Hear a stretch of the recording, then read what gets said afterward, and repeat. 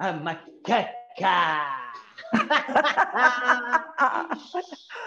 A macacada! Bem-vindas, bem-vindas, pessoal. Esse é o Desata na Rede, um passeio pelo repertório da ATA. Eu sou Flávio Café e comigo temos Márcia Duarte. Então, gente, por aqui o movimento não para, né? Então, até dia 17 de dezembro, essa programação aqui, o Desata na Rede, vai estar acontecendo sempre às quintas-feiras, às 21 horas, dentro do projeto ATA Virtual, que vem apresentando uma série de outras atividades e programações. Essa macacada é incansável. A gente hoje vai falar do ensaio geral. Mas espera, não é um ensaio, é um espetáculo. Que foi o primeiro espetáculo da agrupação teatral A Macaca. Depois que a gente fez aí uma oficina de 2 anos de treinamento com o Hugo, intensa, e aí no final a gente estava meio cansado já de ficar só treinando, não apresentar nada. Aí a gente falou, vamos montar uma peça. A gente montou o grupo e fez essa peça, ensaio geral, que meio que definiu um pouco a ideia, né, do que é a ATA, né, que é essa orquestra que conta histórias, né? Você vê o ensaio geral, começa com aquela orquestra assim, né? Bom, quem quiser ver a peça vai estar disponível no YouTube na íntegra, assim que a live terminar. E para quem já viu a peça, né, eu acho que uma coisa que pode ser legal aqui é a gente contar alguns causos, né, de coisas que aconteceram, assim, né? Que eu acho que o mais divertido para mim é a história do fogo, né? Não sei para quem não viu, para quem viu a peça, não sei se lembra, tem aquela. Pode pôr, Caê, esse videozinho. Mas abaixa o volume dele para poder falar. Né, tem uma parte do espetáculo que a gente pega umas taças e põe fogo nelas e a gente fica dançando ali com a taça flamejante. Só que, velho, você lembra, né, Marta, a novela dessas taças, né? Lembro.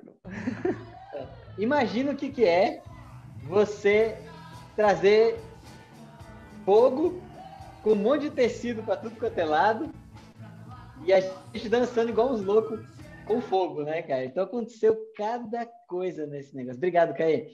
Aconteceu cada coisa nisso aí, né, cara? A Márcia, como é que foi? Seu cabelo pegou fogo? Como é que foi essa história? Bom, quer dizer, entre outras coisas, essa era uma cena linda, uma cena poética, ela tinha todo um lirismo maravilhoso dentro da explosão do espetáculo. Só que ela, para ser preparada, ela tinha todo um ritualzinho, né, de preparação para botar o líquido certo, para encher, etc. e tal. A mistura era o que mesmo, Café? Você que preparava isso? Era Curaçao Blue, aquela bebida cara pra caramba, com álcool de posto de gasolina. É verdade. E depois essa missão passou para mim. Era eu que fazia a mistura, a medida certa, porque tinha tudo calibrado. Isso era colocado atrás da cenografia, né? Então, o que acontecia com isso? Aconteceu dessas taças tombarem, de cair o líquido, de não ter líquido dentro das taças na hora da cena, a gente tem que fazer a mistura rapidamente, e a gente apagava as taças, o fogo inflamável, quer dizer, como ele se inflamava, acendia na hora, inflamava, a gente apagava em cena também, depois do término dessa cena. E aí você tinha que dar aquele soprão maravilhoso, né? Na hora que eu dei o soprão maravilhoso para apagar, veio fogo para a cara e lambeu os cabelos todos, ficou aquele cheiro de cabelo queimado, até hoje eu não esqueço. Falei, caraca, sobrancelha, cílio, tudo torradinho. Não, eu tenho uma outra história sobre isso. O que acontece? Nas primeiras apresentações do ensaio geral, a gente não tinha taça de metal. Agora a gente tem umas taças de metal, então elas aguentam o fogo e tal. Mas no início, o Hugo queria, que o Hugo às vezes é teimoso, né? Ele queria porque queria taça de vidro. Então, essa parte eu não peguei. Imagina, você pega uma taça de vidro, né? Uma taça de vidro, e você põe fogo dentro dela. Mano, não demora quase nada pro negócio, cara, e com álcool flamejante dentro da parada. Mas eu tenho uma história que foi muito boa, porque a gente ia lá brincando com o perigo, né? Cara, um dia eu tava lá com a minha taça, aí a Mexique, velho, acho que rachou o dela, ela ficou meio desesperada, ela chegou pra mim e falou assim, Café, me ajuda. Assim, no meio da cena, assim, meio sem... Como tem uma música, ninguém ouviu, assim, né? Pega aqui, rapidão. Porque eu que apagava as taças. Aí eu, na brincadeira ali da festa, peguei a taça, né? Dei um giro com ela. Quando eu fui dar o segundo giro, cara, o vidro quebra. E um álcool flamejante, velho, cai nas minhas mãos e as pessoas começam a pegar fogo, tá ligado? No meio da cena. Só que, velho, eu não sei o que me deu aquela hora. Eu pus a taça no chão, assim, devagarinho e falei assim, fogo que a festa vai começar! Cara, na hora que eu fiz assim, pum, o fogo apagou. Tipo, mágica, tá ligado? E aí eu fui pegar o público para trazer, né, pra peça, pra dentro da cena, né? Cara, tinha um cara, né, que eu fui pegar, né? Que eu fui falar, ele tava me acompanhando, ele tava assim, velho.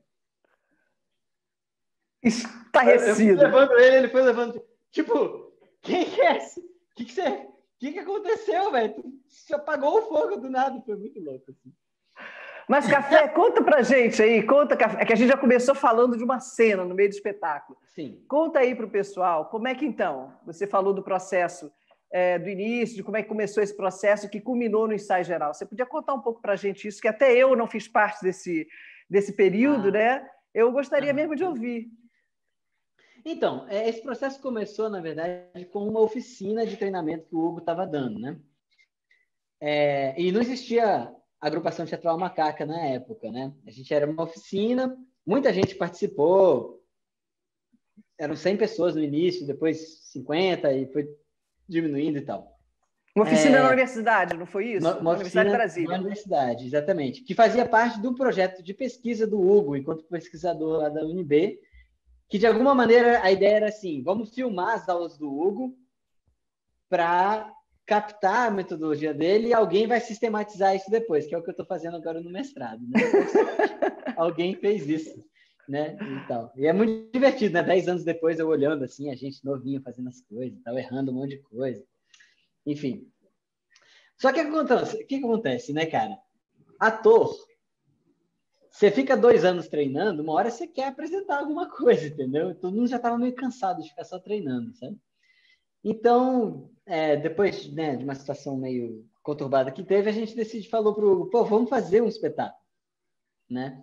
Aí o Hugo topou, né? Juntou assim, na época tinham 7 pessoas só, e a gente falou, vamos montar alguma coisa, vamos apresentar alguma coisa usando as coisas que a gente aprendeu nesses 2 anos, né? E aí eu me lembro que o Hugo falou assim, tá, vocês querem montar uma peça, vocês querem falar sobre o quê? Silêncio. Ninguém sabia o que queria falar, tá ligado? Muito engraçado, assim, ninguém sabia. Aí o Hugo ficou meio assim, como assim, né? Vocês querem falar de amor? Vamos falar de amor. Aí o amor. Destaco num domingo. Um domingo de manhã. Aliás, eu tenho uma história engraçada sobre essa música, né? Essa música, ela foi feita pelo Hugo Casarizzi, que foi baixista lá do início do Exageral, né? A baixista da gente, da Macaca, né? E ele fez pra Diana, quando eles namoravam. Eu super imagino assim, né? Tipo, domingo de manhã, a Diana deve acordar elétrica, assim, né? E ele canta: o amor me enchendo o saco num domingo de manhã. Achei muito bom. Aí o Hugo falou: não, cada um traz um texto sobre o amor, né? E não precisa ser um amor romântico, né? Assim, pode ser vários amor, né? Tem um amor pela humanidade, tem um amor visceral, tem um amor sexy, tem um amor político, tem um amor sonhador, né? Tem todos esses amores, né? Utópico. Então, cada um trouxe um texto sobre o amor e o espetáculo foi sendo montado em cima disso, né? Dessa ideia, né? dessa ideia do chouriço, né, que o Hugo fala, né? Ele pega uma cena, ele junta com a outra cena e faz como se fosse uma linguiça, assim, né? Porque foi assim que foi montado, né?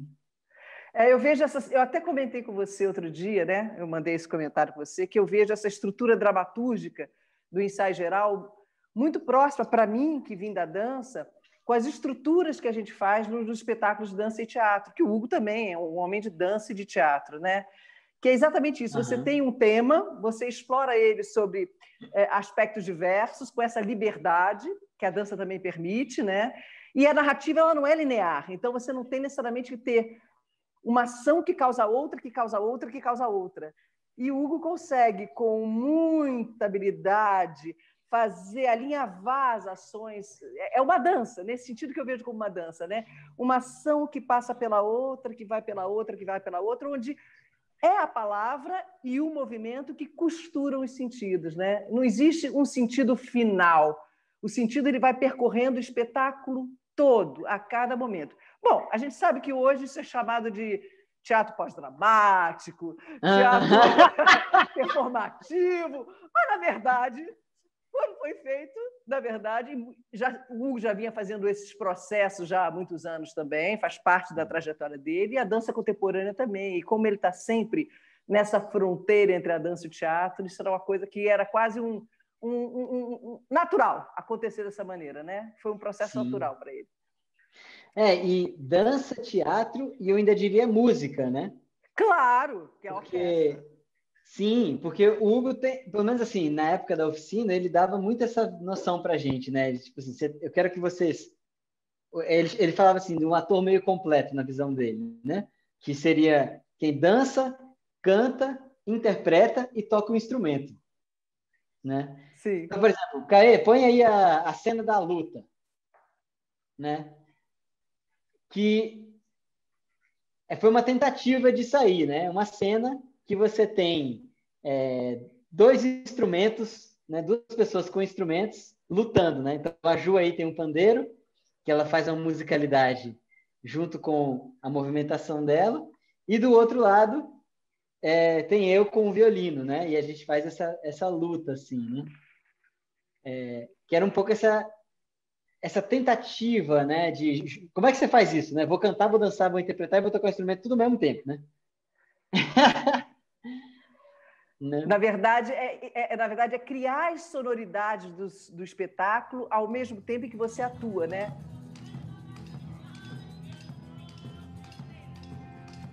Exatamente. Assim, no ensaio geral, era mais criar sonoridades, né? Mas tinha algumas músicas. Tinha algumas músicas, mas tinha uma razão pela qual a gente só ia, quando a gente ia como ator usando o instrumento, a gente só criava, a maior parte do tempo a gente só criava sonoridades, porque a gente não sabia tocar nada, né? Peraí.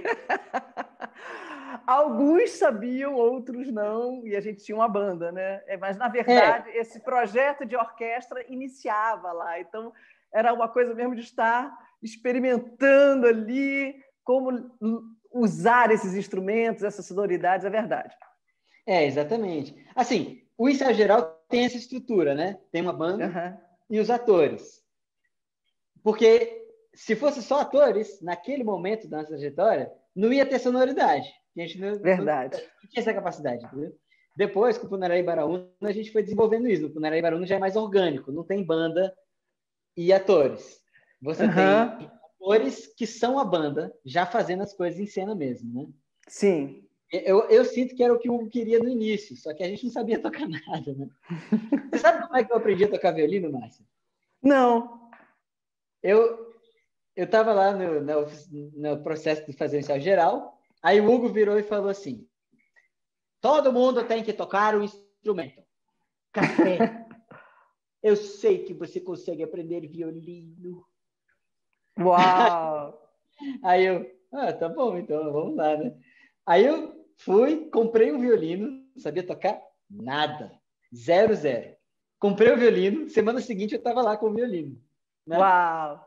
Aí o Hugo chega e fala assim, você trouxe o violino? Ótimo. Vai ali e toca. Assim, simples, toca alguma coisa, tipo, não sabia tocar nada, não sabia fazer nada, né? E é isso, né? Eu sinto que rolou esse processo, né? Eu aprendi a tocar um instrumento como ator. Sim. Entendeu? Não era um músico e que virei um ator. Uhum, Era um ator que uhum. virou músico no processo de ser um ator. Eu achei isso muito interessante, sabe? Na proposta do Hugo.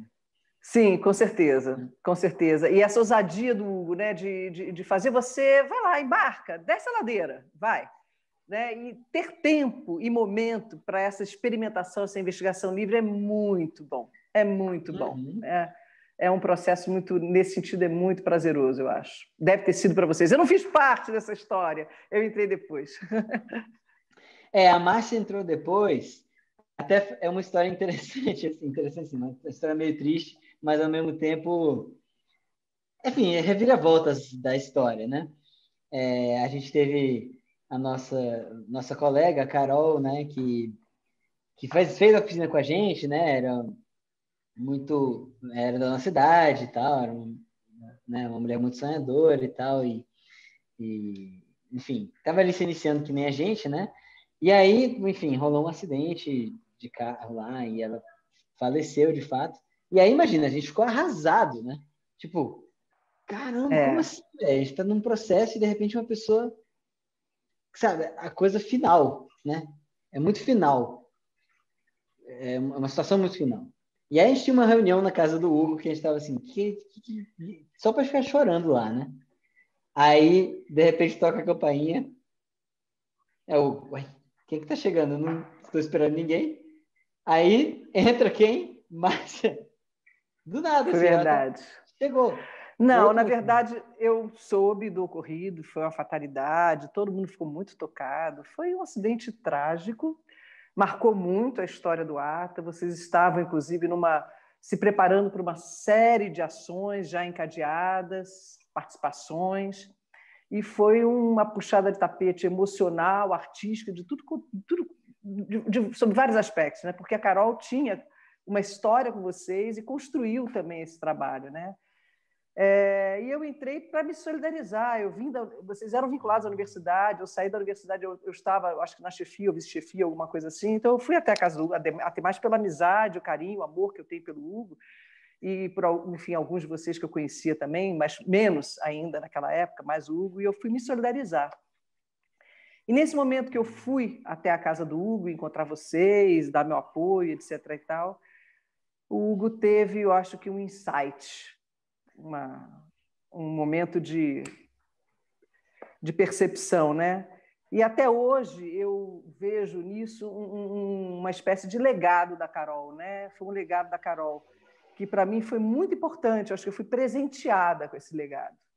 O Hugo me convidou para fazer, justamente para participar do ensaio geral, fazendo exatamente o personagem, o texto que ela trouxe, que é um texto magnífico, que é lindo. É o texto, O Convite ao Sonho, ao Voo, perdão, de Eduardo Galeano, que entre os textos todos do espetáculo, eu diria que é um dos textos que mais me agrada. Esse e o que o Café fala, na verdade, que é de Charlie Chaplin também, que são textos que falam do amor no âmbito existencial, social e coletivo, né? Enfim, e no meu caso, utópico. E foi um presente, isso foi uma experiência muito bacana para mim, e eu me deparei com um desafio que foi justamente encontrar essa harmonia com o trabalho que já tinha sido feito a partir de aspectos de muita similaridade, que o Hugo olhou para mim e viu. Ele me viu como se fosse um espelho invertido da Carol, de alguma forma, porque Então, nós tínhamos o mesmo biotipo, deixa eu te interromper rapidinho, Márcia. Oi. Aí, põe aí a cena das duas, mas sem som. Pronto. Sem som. Aí, enquanto a Márcia vai falando, a gente vai vendo. Aqui, a de cabelo escuro é a Márcia, né, que a qualidade do vídeo não está tão boa, e a de cabelo claro é a Carol. Né? Pode continuar, Márcia, desculpa. Então, o espelho invertido, nós tínhamos o mesmo biotipo, mas eu sou negra, morena, negra, a Carol era branquinha, clara. Eu tinha, na época, 53 anos, e a Carol tinha 18 ou 19 anos. 20 já, Não, Café? 21. 21. Mas, enfim, ela era jovem, eu era madura. E nós tínhamos, enfim... E a figura era a mesma, a figura corporal, né, de alguma forma. E, mais do que isso, o grande desafio para mim é que a Carol trouxe o texto, ela que propôs esse texto, e a visão dela do texto tinha era uma visão da utopia por uma jovem, né? E eu era uma mulher madura, em que sonhos e utopias são já difíceis de acreditar. Enfim, foi um exercício muito importante para mim tentar trazer essa energia dela, jovial e, ao mesmo tempo, sonhadora, para a minha personagem, né? E foi, enfim, até hoje eu tenho assim, uma felicidade muito grande de ter feito esse trabalho e, com o tempo, ir me apropriando dele, me apropriando. E a história é exatamente essa. Nós éramos bonecos animados pelo Túlio, né? Pelo Túlio Starling, que iniciava essa cena movendo esse boneco inanimado, e aos poucos a gente ia ganhando uma vida própria, uma alma, um sentido, e trazia a parte do texto que já que era mais sensível, que falava do sonho, que era um convite ao voo, realmente. E com os anos e com o tempo, toda essa estrutura foi modificada, eu acho que se aproximando mais da minha maturidade, ganhando outros contornos, né? Então, esse primeiro desenho de forma que o Hugo desenhou com muito cuidado para a Carol e que eu incorporei, foi totalmente transformado com os anos e com o tempo, como o espetáculo também foi ganhando outros contornos. Eu até estava vendo hoje mesmo, né? A cena, porque essa cena mudou de muitas pessoas também, né? A Carol fez, você fez, depois a Ju fez. Verdade. Né? E tem uma gravação que eu vi hoje, né? Da Ju fazendo, que é curioso, ela não faz nenhuma dessas marcas coreográficas. É só ela e o microfone. Uhum. Que já é outra versão, é a terceira versão, né? Mas isso é uma coisa muito interessante do trabalho do Hugo, e eu acho que no Ensaio Geral dá para ver isso muito claro, né? Com a história do Ensaio Geral, que a gente tem várias gravações de várias épocas, né? Uhum. É que ele sempre está atualizando a peça. Isso é Verdade. muito... Sabe? Ele olha, pô, mudou a atriz? Então não pode ser a mesma cena. A cena tem que mudar, né? Mudou da Carol para você, depois mudou quando foi para Ju. Eu achei muito interessante isso, sabe? E se adaptando a um contexto também que é do social do momento, né? Desculpa, você ia falar alguma coisa? Sim. Não, era isso. Eu ia puxar exatamente a questão da atualidade dos fatos. Tem uma pergunta em relação a isso. Pode? Por favor, Pode, Ju. claro. gente. Se vocês quiserem fazer perguntas, podem fazer. A Ju vai Isso, falar. já tem algumas perguntinhas aqui. Eles perguntam, na verdade foi Diana que perguntou, como foi então essa mudança do elenco ao longo do tempo do ensaio geral e da ata? Eu acho melhor o Café começar essa conversa, porque eu já entrei numa etapa em que já não tinha parte do elenco original. Não só eu, como a Mexique também não fazia mais parte. Já tinha entrado a Tamara. Né? Então, no primeiro momento, o elenco original, Café, vamos lembrar aí, o elenco original.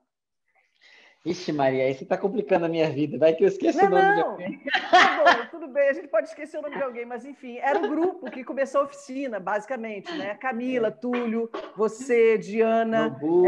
A Carol, o Nobu Camila, também. Túlio, Nobu, Camila, Túlio, você, Café, Diana, Carol, Nobu, Izumi, né? Mexique. Mexique, isso, eu acho que era a primeira estrutura, pelo menos de personagens, e da banda tinha ainda a contribuição do Hugo Casarizi. Do Hugo Casarizi. E tocava mais alguém? Sim, tinha a professora Carla, de física. A Carla, que é professora da computação. Da Universidade de Brasília, ou seja, era uma mescla de diversas coisas. É. Né? Quando eu entrei, já foi numa segunda fase, depois que teve toda aquela temporada no Espaço Eco, né? Já foi a segunda fase. Foi justamente, eu entrei para substituir a Carol, e já a Mexique também não fazia parte do elenco, e a Tamara, me parece que entrou para substituir a Mexique. Né? Então, com a minha entrada e da Tamara, a gente ficou um bom tempo nesse elenco. Mas lá para 2015, eu fui fazer um pós-doc na França, né?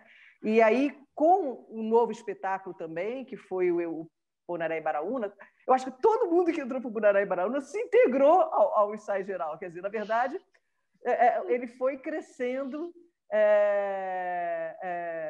enfim, à medida que os espetáculos e os trabalhos do ATA também foram crescendo, né? Então, quando eu retornei, já estava Rosana fazendo o personagem da Izumi, que já não estava mais também. A Ju, enquanto eu estive fora, fez o meu personagem também. Depois eu voltei, retomei, depois ela retomou também esse personagem. E fora isso, mais alguém entrou. Sim, aí vem o André, vem a Baetê, veio... Todo mundo foi entrando no ensaio geral, né? De alguma forma. A gente... eu sinto que isso é uma estratégia de sobrevivência, né? Porque imagina, o grupo gigante, né? Hoje em dia ele tem 17 pessoas, né? Exato, eram 8. E aí você faz um espetáculo que já era gigante, né? Tinha 9 pessoas no início, né? E aí se sai alguém, cara, você tem que pôr alguém ali, entendeu? Não tem jeito, né? E o Hugo tem essa postura, ou tinha pelo menos, né? Sempre essa postura, de que todo mundo tinha que estar participando do espetáculo, entendeu? Então ele achava um lugar para todo mundo. Mas isso também tem uma questão que, se alguém falta, fica um buraco ali, né? É verdade. Engraçado. O Iano entrou para a banda primeiro. Da banda do ensaio geral, se não me engano. Ele entrou primeiro para a banda do ensaio geral. Depois ele foi se integrando como ator também. Exatamente. Né? O Iano fez o processo contrário que eu fiz, né? Ele era um músico que se tornou ator, né? Curioso isso. Exatamente. O Nobu já estava desde o início, na verdade, né? O Nobu entrou desde o início. Inclusive, ele teve até a trilha do ensaio geral. Ele foi premiado, se não foi num daqueles Prêmio Sesc, não foi? Foi isso, Prêmio Sesc. Exatamente. Mais alguma pergunta, Ju? Tem mais pergunta? Tem sim. Adentrando aí nessa parte, então, musical, tem uma pergunta que foi feita pela Dani, de quantos violinos o Café quebrou fazendo ensaio geral? Ai, meu Deus. Violinos e violões, hein? Vamos dizer isso também, viu? Porque não, mas o violão... Verdade. Vamos lá para os instrumentos, então, se vocês lembrarem, mas partindo do café pelos violinos. Claro. Então, essa cena da luta que a gente passou agora há pouquinho, né? Ela... Vocês devem ter percebido, a gente faz muitos giros e saltos e tal, e pá. E o violino é um instrumento muito frágil, né, cara? Qualquer coisa dele ele quebra. Cara, eu acho que eu devo ter quebrado uns 3 violinos no processo todo, assim, sabe?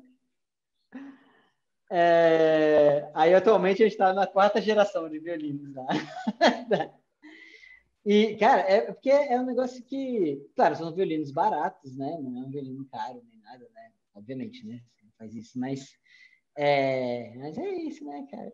E, se eu não me engano, a Tamara quebrou um violão, a Michico, Tamara, não sei, que usavam violão na cena. Depois a Ju adotou o pandeiro, né, Ju? Você fazia a cena tocando pandeiro, mas a Tamara e a Michico usavam violão. Eu peguei um pouquinho desse violão, adotei ele... E depois a gente desenvolveu o pandeiro, porque o violão era... Não tinha. Era risco certo. Mas é isso, né, cara? Assim, instrumentos são coisas frágeis, né? É verdade. E a exigência ali do teatro... Eu costumo dizer isso, que o teatro é uma arte muito destruidora, né? Tipo, não é só instrumento. Cara, a gente teve um sofá que virou pó, entendeu? Bom, na verdade, esse sofá, enfim, ele também era um personagem nesse espetáculo. Né? O espetáculo não existe, está no repertório do ATA. Ele é um personagem, né? Porque ele era mais misterioso do que a cartola de um mágico, né? Ele, enfim, de trás desse sofá havia um mundo, né? Um mundo de objetos, de adereços, de personagens. A própria Diana sai de trás desse sofá, né? E de efeitos especiais, né, atrás desse sofá. Enfim, ele era o único elemento cênico, especialmente no ensaio geral, e central, né? Ele é central no espetáculo, na versão original, que, de fato, dali saem várias coisas, né? Inclusive movimentos de cena. É muito curioso isso, esse sofá. Ele acabou sendo reconstruído, não foi, Café? Como um sofá, inclusive, modulado, e que, inclusive, o próprio espetáculo cabe dentro dele. Exatamente. É porque a gente teve uma experiência que foi assim, a gente tinha um sofá, que o Hugo gostava daquele sofá. Só que o sofá era enorme e muito pesado. Aí, quando a gente teve que ir viajar para algum lugar, não sei se era para Natal, sei lá, um lugar muito longe, entendeu?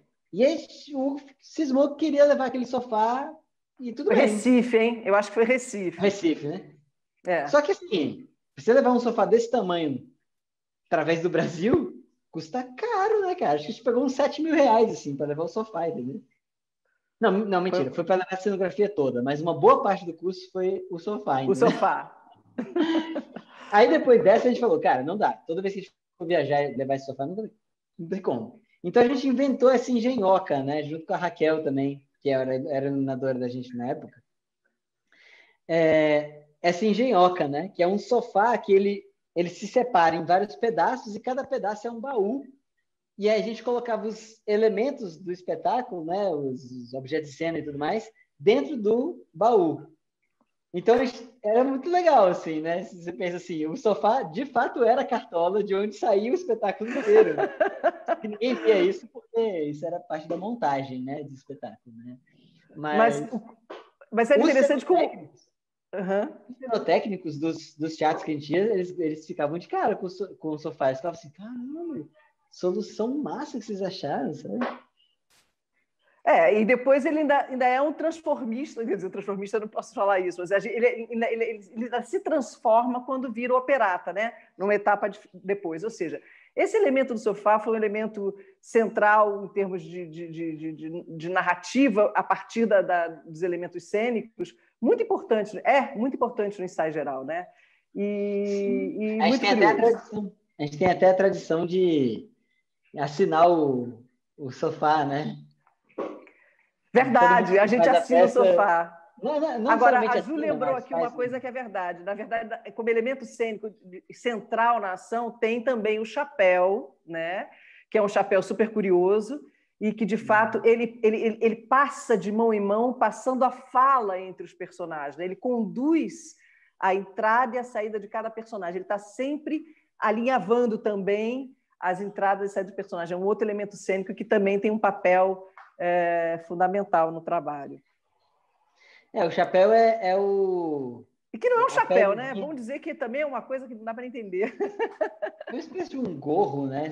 É um gorro, mas é de couro. Ele tem uma forma esquisita. Mas deu para perceber quando você passou aqui. Diga. Você sabe de onde é que vem esse chapéu? Onde que ele foi feito? Me parece que foi Pirinópolis, me falaram isso. Pirinópolis, exatamente. Isso. Ele foi feito numa lojinha lá que chama-se Capitão Sujeira. É verdade. Eu até fiquei um dia de retornar lá. Um dia eu cheguei lá e conversei, né, com a dona e tal, né? E falei, você sabe que o chapéu que você fez, ele já viajou o mundo inteiro aqui, o Brasil inteiro no espetáculo e tal. Foi divertido, assim. Tem uma curiosidade... desculpa, não, achei diga, que já tinha finalizado. Diga. Tem uma curiosidade apontada pelo Nobu, nosso maravilhoso Nobu, que pede para o Café falar sobre a sala. É uma curiosidade da sala, que é ali que veio o ensaio geral. Ele mencionou dessa forma. Dá para contar? Muito bem falado, Nobu.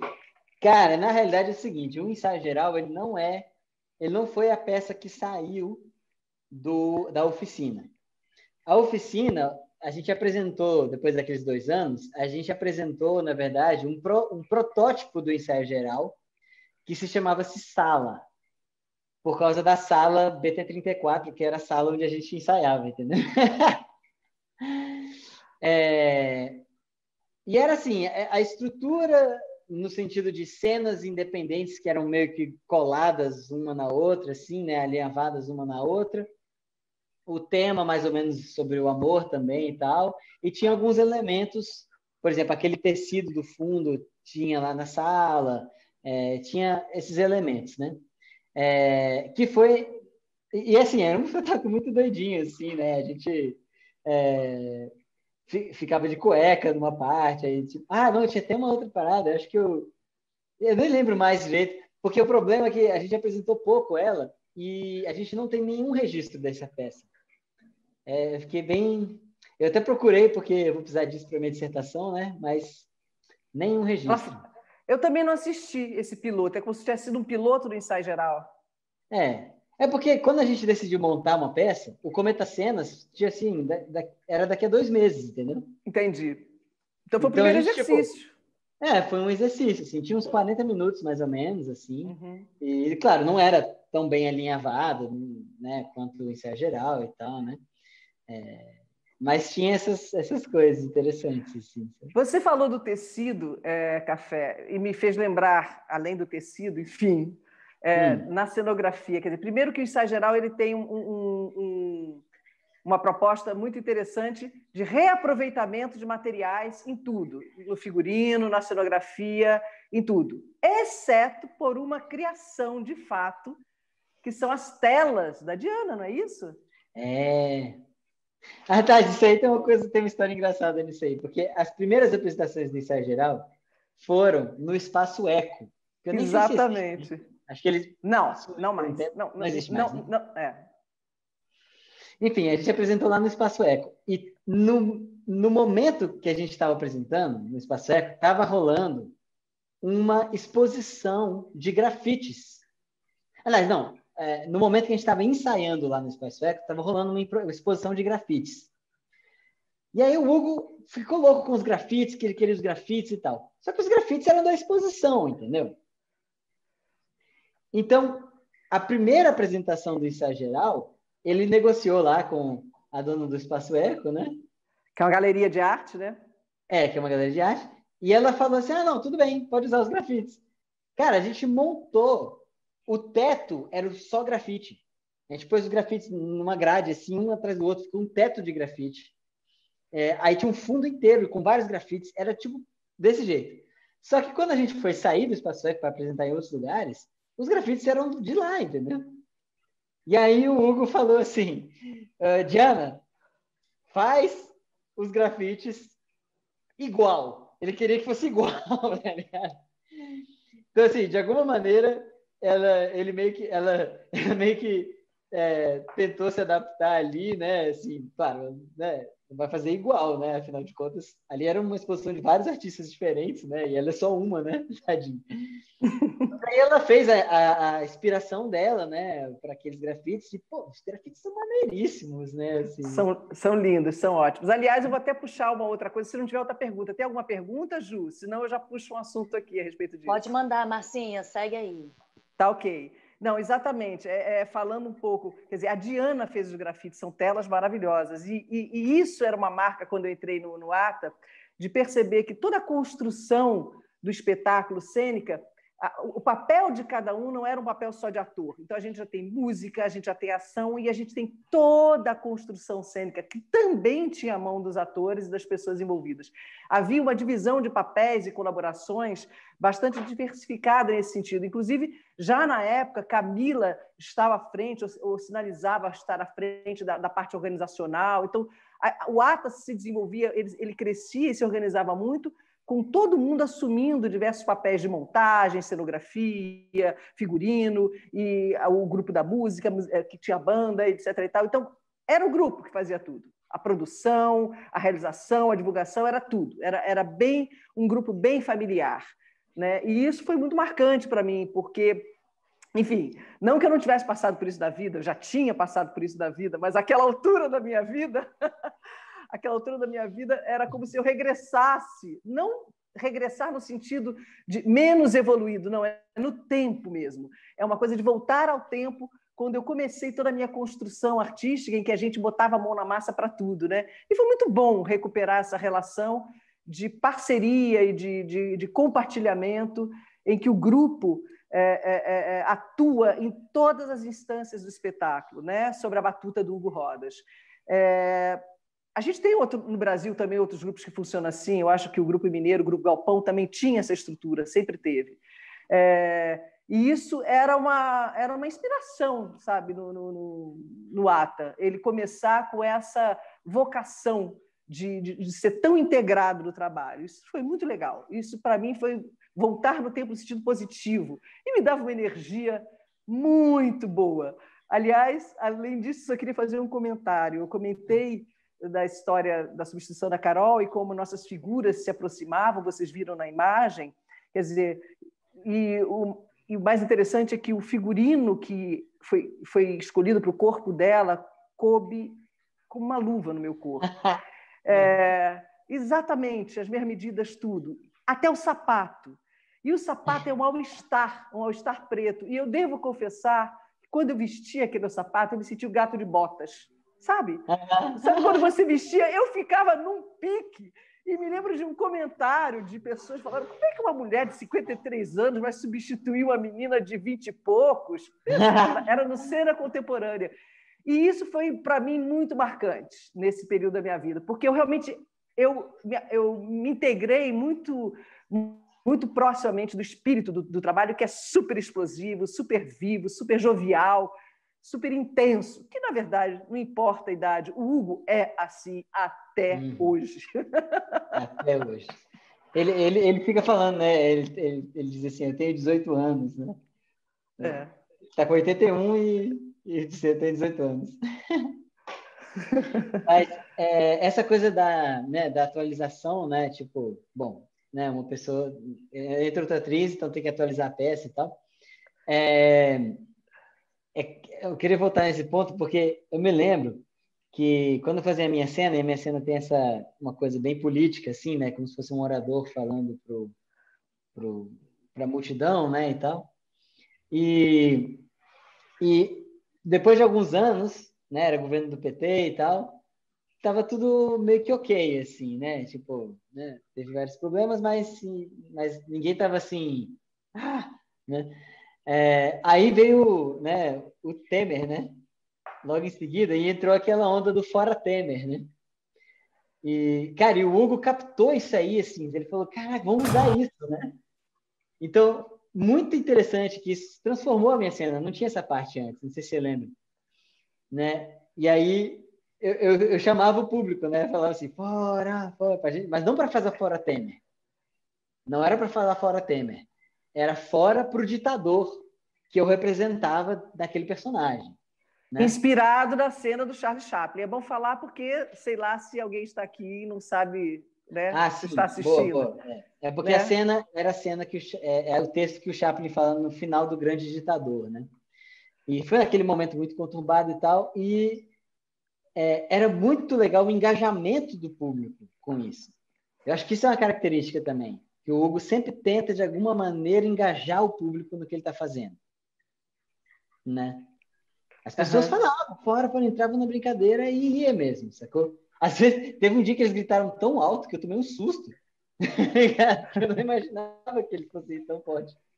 Pois é, Café, aproveitando esse gancho, como é que você vê esse amadurecimento, vocês dois, né, Marcinha e Café, esse amadurecimento, essa evolução desse trabalho, né, do ensaio geral que começou lá atrás e ele permanece, né, e como é que foi essa transformação, tanto artística, mas também no que ele pulsa, né, para o momento atual, né? Como é que é esse amadurecimento e como é que vocês acompanham isso, já que vocês também vêm já desde, né, do nascimento praticamente do ensaio geral, como é que vocês veem essa evolução do próprio espetáculo, já que ele tem esse tempo de amadurecimento? Bom, eu vou começar falando e Café complementa. Primeiro que é um espetáculo completamente anacrônico, ou seja, ele nunca vai ser datado. Ele trata do amor. O amor não tem tempo. Os textos são textos de autores consolidados e que também são textos que não têm tempo ou momento. O que muda no espetáculo com o tempo, eu vejo que sim, isso que o Café trouxe, como o tom com o qual a gente trata ele naquele instante, naquele contexto dos fatos sociais, políticos, econômicos, etc. e tal. E, sobretudo, eu vejo hoje, sim, o amadurecimento dos atores. Eram jovens que estavam iniciando na oficina com o Hugo, quando surgiu esse espetáculo. né? Passaram-se muitos anos, mudou-se o elenco, entraram vários profissionais no ATA, hoje é composto, todos são profissionais, na verdade, né? E eu sinto que isso também modificou o próprio espetáculo, porque essa apropriação do ator e do próprio espetáculo, do processo de apropriação e o entendimento crítico do momento em que se vive, com certeza modifica e transforma o espetáculo, sendo ele estruturalmente o mesmo. Isso que é muito curioso. Fala, Café, com você. Não, eu acho que é isso mesmo. Você falou tudo. E só uma coisa, alguém falou aqui que o Hugo está pedindo para entrar para continuar a conversa com a gente. Eu acho que ele tinha que entrar. Claro, né? Como é que a gente faz, Caê? Quem é Caê que tem que resolver isso aí, não? Alguém que sabe fazer isso aí? Né? Vamos ver se isso acontece. Enquanto isso, a gente vai continuando aqui.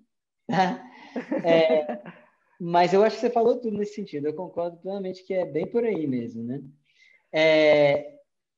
Uma coisa, né? Que o teatro, ele meio que tudo pode acontecer lá, né? Isso também faz parte da atualização, de como as coisas se atualizam, né? Por exemplo, quando a gente foi apresentar no Teatro Oficina, né? Sim. O Teatro Oficina é totalmente diferente de qualquer teatro que você vai ver na vida, né? Assim, né? Ele não é palco italiano, nem é arena, nem semi-arena, nem nada. Ele é tipo aquele corredor, como se fosse um sambódromo, né? Um negócio muito louco, assim. Cara, a quantidade de adaptações que a gente fez ali, né? Isso foi amadurecendo também, né? O espetáculo, né? Porque a gente vai experimentando e ganhando cada vez mais segurança, né? E eu acho que uma parte do amadurecimento também tem a ver com... É como se esse projeto da ATA ele já existisse antes da ATA existir, digamos assim. Porque você vai ver as pessoas que estão agora na ATA, né? Você tem a Baitê, você tem a Juliana, você tem a Camila, você tem... Camila já era desde o início, né? Mas eu digo assim, Rosana, André, eu estou falando desses nomes especificamente porque são pessoas que já trabalhavam com o Hugo muito antes da ATA existir, entendeu? Então, assim, já eram, né, atores e atrizes mais assim, experientes e tal, né?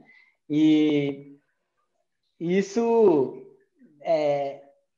eu acho que profissionalizou o grupo também, sabe? Quando esse pessoal chegou, eu me lembro de eu e Camila, assim, a gente se olhando, assim, quando a gente viu, assim, que ia ter toda essa galera que eu falei, assim, com a gente, né? Eu lembro de eu olhar para a Camila olhou para mim e falou assim, agora vai! Não esquecendo, só lembrando que foi com o Punaré e Baraúna que muitas outras pessoas também acabaram permeando. Acho que o Punaré e Baraúna, o processo de criação do Punaré, que foi o segundo espetáculo, acabou atraindo outras pessoas. Lembrando que Clarice passou pelo espetáculo, Gabi integrou o ATA nesse período a partir do Punaré e Baraúna, né, a Gabi. E Dani entrou também, foi a partir do Punaré e Baraúna, Dani, depois o Tupã entrou mais tarde, enfim. Ou seja, não dá nem para lembrar exatamente, a gente teria que fazer uma cronologia dos fatos, mas, enfim, hoje o grupo está muito mais consolidado em termos de elenco e com um elenco bem mais maduro, com certeza. Sim. Eu acho até que está um pouco desatualizada a lista, mas lá no nosso site, a gente tem uma seção do site que é meio tipo assim, todo mundo que passou pela ATA, entendeu? Mas assim, acho que não tem todo mundo, não. A gente tinha que parar e corrigir ali para ter todo mundo mesmo, né? Só para ninguém se sentir ofendido, a gente está atrás disso, tá? Só porque isso é uma coisa meio... mas tem esse momento, tem esse negócio ali também. Eu acho que a gente consegue ter uma cronologia mais ou menos se olhar ali no site. A gente tem essa linha. Né? Opa, mandaram um convite para o Hugo, então... Vamos ver se o Hugo entra. Vamos ver se vai dar certo ele estar com a gente, que ia ser bom, né? Aproveitando vocês que... Nossa, é muito, muito emocionante ouvir tudo isso de vocês, gente. Tá super emocionante a participação aqui também, com muitos da ATA no YouTube aqui, acompanhando com a audiência. Enfim, tá maravilhoso. Vocês, Marcinha também, né, que veio profissional da dança, né, veio do corpo, o Café é um trabalho físico também maravilhoso, e essa escola de Hugo Rodas, né, que trabalha com o teatro físico e um espetáculo totalmente ligado a isso, né? É muito a identidade também da ATA. Como é que vocês trabalham também com o corpo e como é que é o corpo também em ensaio geral, né? Como é que é essa partitura física trabalhada nesse espetáculo para vocês? E aí, Bom, Café? Vai. não, então, eu tenho pensado nisso já tem um ano, bastante intensidade aí por conta do mestrado, né? Que eu estou justamente falando sobre essa oficina e o ensaio geral, como que eles se deram, né? E justamente focado na questão do trabalho do ator, né? E uma das coisas que eu percebo, assim, o Hugo chegando aqui daqui a pouco ele pode confirmar ou não isso, né? Mas eu percebo que a fisicalidade, né, é uma questão, um elemento fundamental para o trabalho do Hugo. Tipo, tudo parte do músculo. Eu acho que eu tenho um registro dele falando essa frase. Tudo parte do músculo, né? Até quando ele vai falar da voz, por exemplo, usa a voz. Ele está falando da voz, ele vai falar, não, a voz muscular. Quer dizer, é um músculo que você faz, é uma tônica muscular que você dá no seu corpo que vai gerar aquela voz em você, né? E eu acho isso muito interessante, né? Tipo assim, é uma coisa que realmente é fundamental na técnica que o Hugo propõe, né? Isso eu acho legal, assim, que o Hugo ele tem uma maneira muito dele de fazer espetáculos e uma maneira muito dele de atuar e uma maneira muito dele de ensinar, né? E você vê que tem uma metodologia, tem uma coisa assim que existe ali, não está sistematizada num livro nem nada, talvez seja um pouco isso que eu estou tentando fazer, né? Deixar claro quais são os fundamentos, assim, né? No papel, né? Mas existe uma técnica ali, né? E essa técnica é atravessada pelo corpo o tempo inteiro, né? E isso se reflete na construção do ensaio geral, que eu acho que é mais representativo dos espetáculos da ATA, é o mais representativo daquilo que foi trabalhado. O Funerária Bruna também, né? Mas o ensaio geral ele foi muito representativo daquilo que foi trabalhado naquela oficina, naqueles 2 anos de oficina, entendeu? Né? Você vê os exercícios, né? Eu estou pegando e analisando os exercícios nos vídeos que a gente tem da oficina, né? Você vê, é muito claro, parece que você copiou e colou, assim, olha, tem essa parte desse exercício que é muito parecido com essa proposta que está tendo aqui nessa cena, por exemplo, entendeu? Ele é a base, ou seja, ele fundamenta o próprio trabalho técnico e estético do ATA, de alguma forma, né? O ensaio geral, né? Sim. Eu me lembro que no Oficina, o Zé Celso chegou a comentar que, engraçado, quando ele assistiu, era o Operata já, mas ele chegou a comentar, eu me lembro de um comentário de que era a síntese do trabalho do Hugo, é como se ali as coisas fossem sintetizadas naquele trabalho, ali tem todas as sementes, as propostas, a ideia, a concepção do Hugo naquele espetáculo que a gente apresentou lá. Eu me lembro dele comentar isso. E olha que ele conhece o Hugo, ó. E tem isso mesmo. Eu sinto exatamente isso, sim. Né? É um espetáculo. Eu já ouvi muita gente falando comigo, falando assim, não, mais no ensaio geral, né? Falou assim, é bem Hugo Rodas, né? Sim, eu ia. Eu acho engraçado quando eu ouço isso, assim, que eu acho que tem razão, obviamente, né? Mas como eu trabalhei com o Hugo na maioria das coisas que eu fiz, né? É engraçado, porque para mim aquilo é muito representativo de mim, entendeu? É curioso isso, assim. Claro que ninguém vai falar isso, né? É muito café. Não, nessa questão. A questão que eu estou dizendo é, tipo, para mim esse trabalho é o meu trabalho, entendeu? Sim, porque você porque você participou desse processo de formação, né, o Café. Sim. Então, e a formação dentro da perspectiva do Hugo, é a escola do Hugo. É a escola do Hugo, como a Ju comentou, é a escola do Hugo. Então, é bem Hugo Rodas porque é a escola do Hugo. Né? Isso é indubitável, entendeu? Tem a marca, tem a assinatura dele, tem a digital dele. É a forma de pensar, sentir, ver e construir esteticamente, plasticamente, uma obra cênica. Isso não tem a menor dúvida. Exatamente. E, né, é como que tem uma coisa, é curioso, assim, né? Tem uma coisa da fisicalidade e tem uma coisa da... como é que eu vou dizer assim? Musicalidade corpórea. Sim. Né? E vocal, né? Sim, sim. Vocal corpórea, ou seja, indissociáveis. Sim, mas eu sinto que assim, é como se a música tivesse sempre fundamentando aquilo que está sendo feito. Eu acho muito interessante isso, né? O Hugo, quando ele vai fazer os exercícios, por exemplo, né? Eu me lembro de várias vezes ele falando coisas do tipo assim, você tem que ter uma música na sua cabeça, né? Quando você vai fazer a coisa.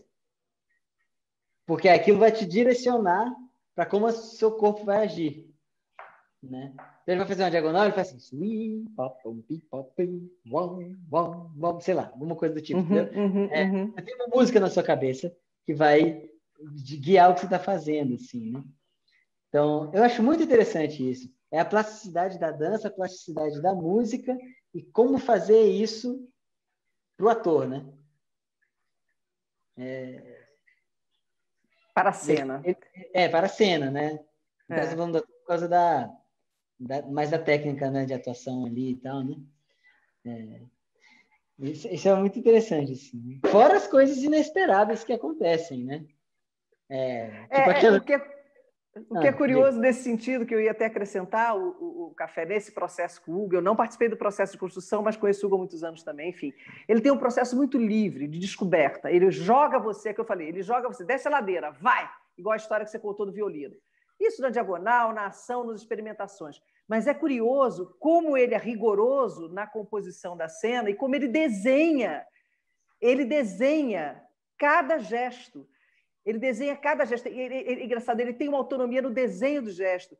Isso, às vezes, é conflitante, de alguma forma, até com o processo de formação, que é tão livre. Mas é curioso que passa-se o tempo e, a partir daquele desenho tão formatado e tão delimitado, né, de alguma forma, o ator vai descobrindo a sua singularidade dentro daquela moldura, de alguma forma, né? E eu acho que é essa a proposta dele. Porque aquele desenho, ele compõe a estética global, e aí você vai dando a esse desenho a sua personalidade. Enfim, não sei se eu estou falando uma bobagem ou se você percebe assim também. É a dialética da disciplina e espontaneidade, né? Isso. Por um lado, você tem que ter a liberdade para você não ser um robô ali repetindo palavras e gestos. Ninguém quer ver isso. Entendeu? Por outro lado, se for muito livre, sem nenhuma base, sem nenhuma partitura, sem nenhum negócio, meio que vira um pouco qualquer coisa, né? Sim, com certeza. E também ninguém quer ver isso. Então, eu acho muito interessante como que a partitura... Ele te dá muita liberdade e depois ele te prende cabuloso para ver se você faz... E alguma coisa incrível sai dali, entendeu? É muito interessante esse processo. E muitas vezes ele vai contra o que você quer, na verdade. Você é obrigado a fazer um movimento contrário. Nossa, mas eu achei que eu ia por aqui. Ele falou, não, você vai por ali. Exatamente. E aí você vai por ali assim, dizendo, putz, grilo, eu queria tanto por aqui. Mas isso é uma coisa muito interessante que eu tenho percebido, assim, que faz parte da técnica do Hugo. Às vezes tem essa ideia que o Hugo fala assim, o Hugo muda de ideia muito, ele é muito, sabe, dicotômico, assim, né? Às vezes é uma coisa, às vezes é outra. Mas não é, isso tem uma razão de ser. Porque o que acontece? Se você está sempre seguro na sua base, no que você vai fazer, você não descobre coisas novas. Então, de alguma maneira, o trabalho do Hugo, na hora de criar, é um pouco o trabalho de ficar o tempo inteiro tendo que te tirar do seu lugar de conforto. Então, se o meu lugar de conforto é fazer o gesto para esse lado, ele fala, não, eu quero que você faça para aquele. Porque isso acontece um processo dentro da gente, quando a gente é forçado a fazer uma outra coisa, que não é o que a gente está confortável. E aí novas coisas surgem e aquilo vai enriquecendo o seu trabalho. Isso é como se fosse assim, você tem que criar 10 cenas para poder fazer uma. Exato. Para que essa uma tenha a intensidade das 10 cenas. Perfeito. Se você fizer só uma cena, ela vai ter a intensidade de uma cena. Né? Café, acho que agora a gente tem que concluir. Eu acho que está na hora da gente concluir esse bate-papo. Que pena. Chegou a hora. Tudo tem sua hora. Pena que não deu para o Hugo. Não deu para ele participar, mas ele estava aqui junto, de qualquer jeito. Sim, sim. Então é isso. Foi, né? Pô, Márcia, é sempre um prazer falar com você. E O prazer foi principalmente falar meu. dessas coisas, né? A gente tem Muito que fazer alguns bacana. agradecimentos antes de Isso, finalizar. exatamente. Eu tenho aqui os agradecimentos. Primeiro, e primeiramente, com muita ênfase, é o FAC, Fundo de Apoio à Cultura, que, na verdade, é o que possibilita essa programação do ATA Virtual. A Pactus, ao nosso querido Caetano Maia, a Lambada Comunicação e ao nosso querido Hugo Rodas. Não esquecendo de dizer que a ATA faz parte da Garra, que é Grupo de Artistas em Rede Associada, tá, gente? E vocês podem acessar o instagram.com/teatro com garra para saber mais dessa iniciativa de... como é que a gente pode chamar? Café de associação, é uma iniciativa de partilhamento e de financiamento de grupos independentes. Falei bem? Falei certo? Sim, exatamente, é isso mesmo. E também a Luciana Lobato Produções. Claro. Lobato Produções. Né? E toda a audiência que está aqui conosco, e né? a você, público. Que eu não sei nem quantos estão, mas de qualquer jeito. Eu também. Eu não vejo a hora de ter público, né? Ao vivo para a gente fazer as coisas, né? Ou então a tecnologia se aprimorar tanto que a gente começa a ver virtual, assim, como hologramas as pessoas que assistem as lives. Exatamente. Em volta da gente aqui, como os hologramas em volta de nós. Exatamente. Caê, para finalizar, põe o Leões como Leões na floresta. Enfurecer.